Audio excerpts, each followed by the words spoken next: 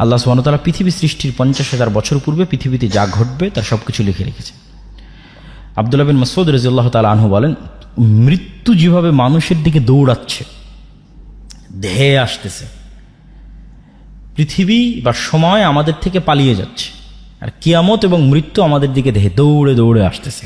প্রতি সেকেন্ডে যত কিলোমিটার গতিতে আলো চলতেছে, তত লক্ষ কিলোমিটার গতিতে আমার মৃত্যু আমার দিকে ধেয়ে আসতেছে।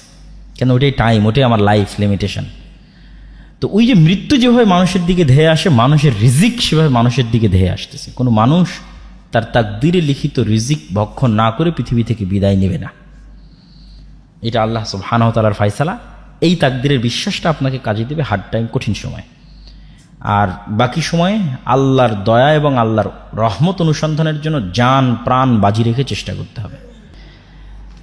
আর কে তাকদীরের একটা হাদিস বলতে চেয়েছিলাম, রাসূলুল্লাহ সাল্লাল্লাহু আলাইহি সাল্লাম বলেছেন, পৃথিবী সৃষ্টির 50,000 বছর পূর্বে আল্লাহ সুবহানাহু ওয়া তাআলা পৃথিবীতে যা যা ঘটবে তার সকল কিছুর তাকদীর তিনি লিখে রেখেছেন। তো এই দুইটা ঘটনা এবং তাকদীরের প্রতি অগাধ আস্থা, এইটা আপনাকে কাজে দিবে কিসে? ঘরে বসে থাকার প্রতি উৎসাহিত করার জন্য না। ঘরে তো বসে থাকা যাবে না, কেন? আমি তো আগেই বলেছি যে পৃথিবীতে যা রিজিক ছড়িয়ে আছে তা কার দয়া? সব দয়া তো কাফের মুশরিকানে নিয়ে চলে গেল। তাহলে মুসলমানেরা ঘরে বসে থেকে কিভাবে দাবি করে যে সে আল্লাহর বান্দা? আল্লাহর বান্দা হলে আল্লাহর দয়া অনুসন্ধানের চেষ্টা করতে হবে। সাহাবীরা করেছে, নবী রাসূলেরা করেছে, আমাদেরকেও চেষ্টা করতে হবে।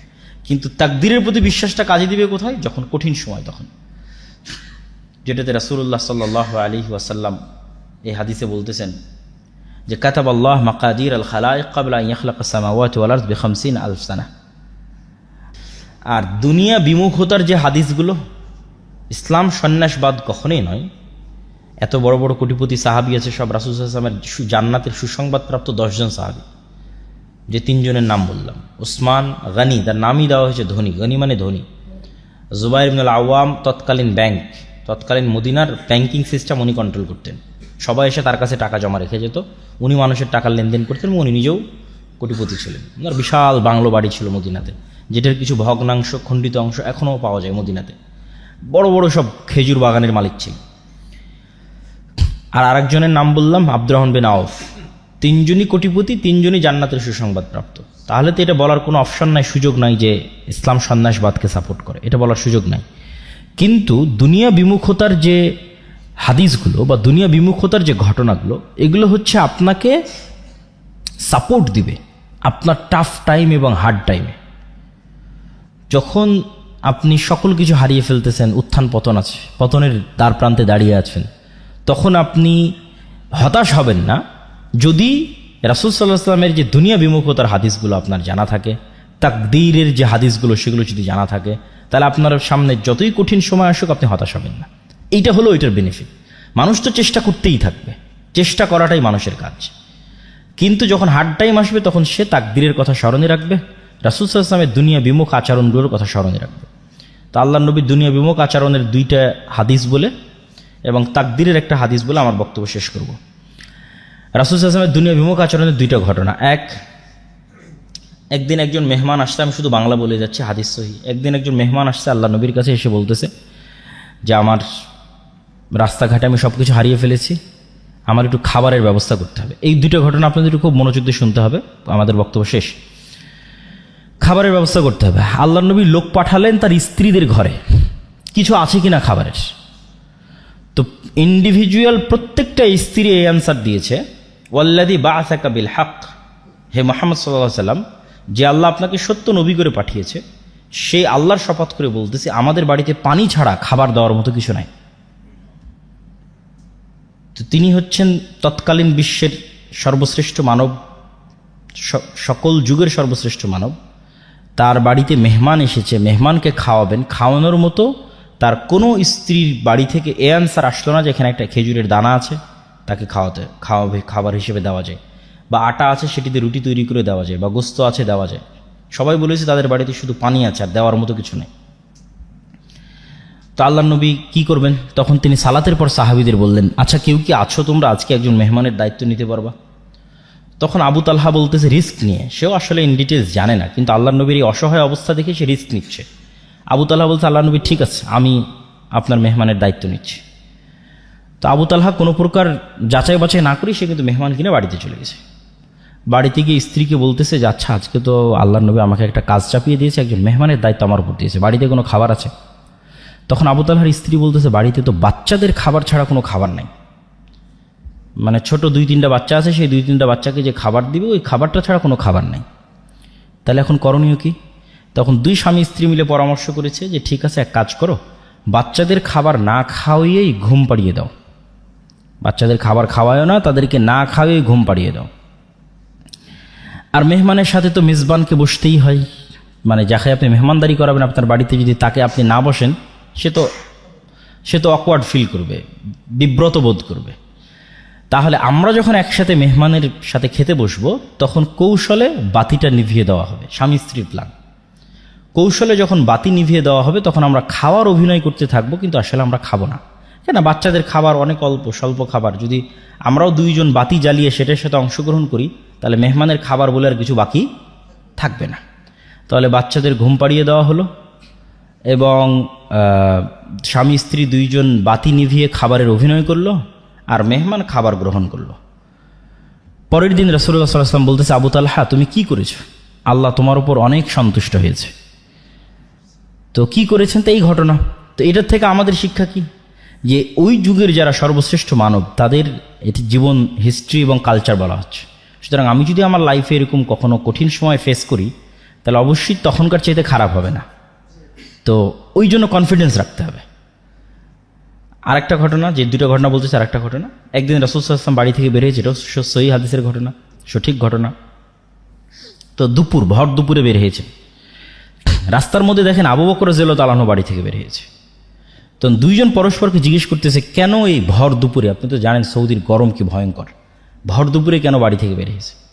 তো 2 জনই পরস্পরের কাছে জানাজানি হলো যে তারও বাড়িতে কোনো খাবার নাই, এই জন্য খাবারের অনুসন্ধানে বের হয়েছে।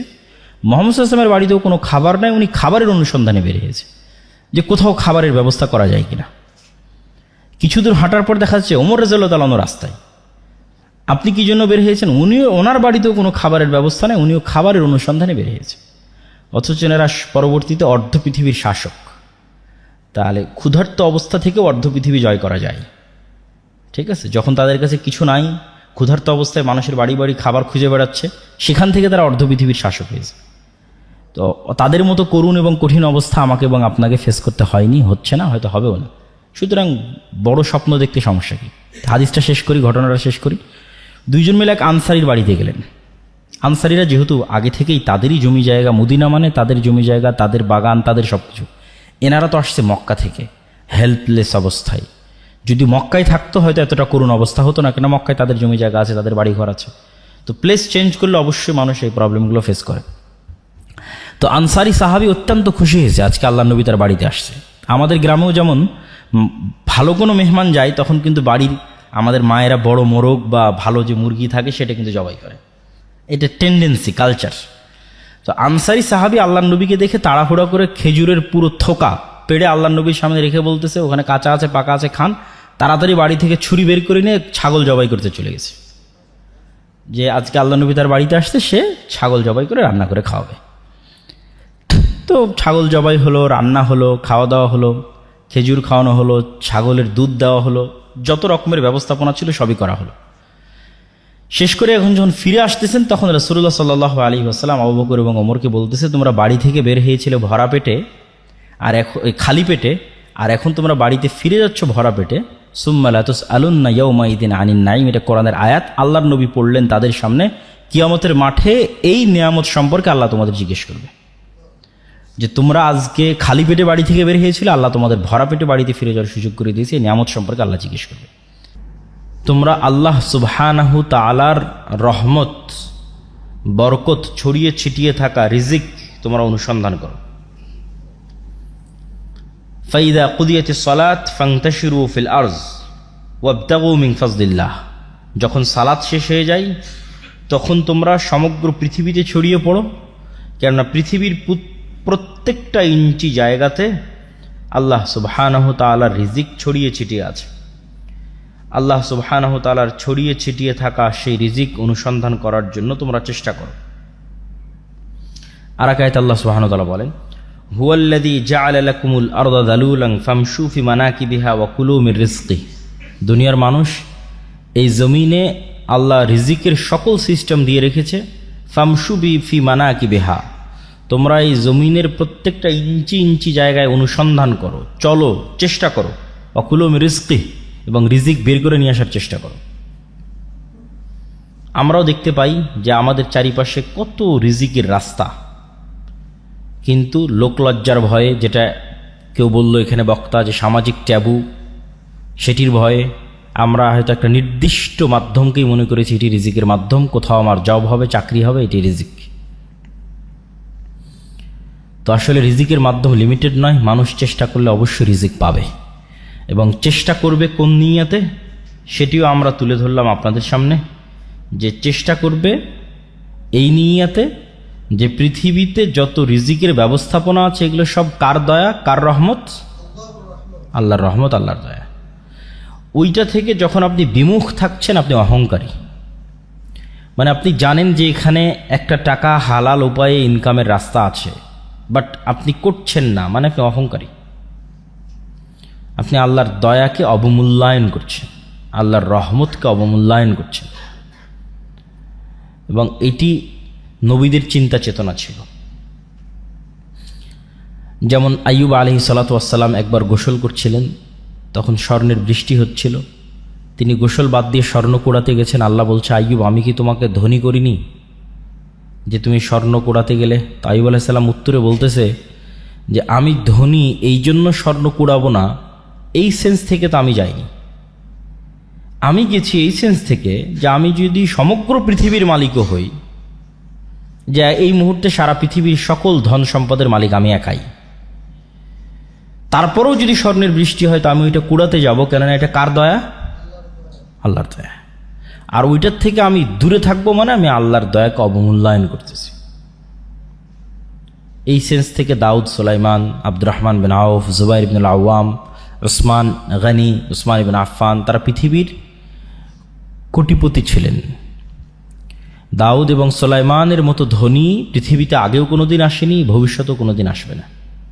তারা এতটা ধন সম্পদের মালিক ছিলেন। তো এতটা ধন সম্পদের মালিক হওয়ার পিছনে তাদের মূল থিওরি এটিই ছিল যে তারা ছিলেন শাকুর, শুকরিয়া আদায়কারী। তারা অহংকারী ছিলেন না, যে না ধন সম্পদ আহরণের পূর্বে অহংকারী ছিলেন, না ধন সম্পদ আহরণের পরে অহংকারী হয়েছেন। এটাই লং টাইম সম্পদ মেনটেন করার একমাত্র উপায়। ধন সম্পদ আহরণের আগেও অহংকারী হওয়া যাবে না, ধন সম্পদ আহরণের পরেও হওয়া যাবে না। তাহলেই দীর্ঘদিন ধন সম্পদ আপনার কাছে থাকবে। এই দুইটার ব্যাখ্যাটা কি? ধন সম্পদ হওয়ার আগে অহংকারী হওয়া যাবে না মানে এমন কোনো কাজ, হালাল কাজে ইনকাম হইতে পারে, সেটাকে ছোট চোখে দেখে পিছিয়ে থাকা হবে না। যে কোনো হালাল কাজকে যখন আপনি ছোট চোখে দেখে পিছিয়ে থাকবেন, তখন আপনি অবশ্যই অহংকারী, এই জন্য পিছিয়ে আছেন, এবং এই জন্য আপনি সাকসেসফুল হতে পারছেন না। আর দ্বিতীয় যেটি, সেটি হচ্ছে ধন সম্পদ হওয়ার পরে অহংকারী হওয়া যাবে না। আল্লাহ সুবহানাহু ওয়া তাআলা বলেন, ইন্নাল ইনসানা খুলিকা হালুআ, আমি মানুষকে দুর্বল করে সৃষ্টি করেছি। ওয়া ইযা মাসসাহুশ শাররু জাজুআ, যখনই বিপদ আপদ মানুষকে ঘিরে ধরে সে হতাশ হয়ে যায়। ওয়া ইযা মাসসাহুল খায়রু মানুআ, আর যখনই টাকা পয়সা বেশি হয়ে যায় অহংকারী এবং কৃপণ হয়ে যায়। তাহলে এই যে মানুষের দুইটা ডাইমেনশন, যে যখন চারিদিকে বিপদ ভীত সন্ত্রস্ত, যখন চারিদিকে টাকা পয়সা কৃপণ অহংকারী, এই দুটাই আল্লাহ অপছন্দ করেছে। এটা দুর্বল ব্যক্তিত্বের পরিচয়ক।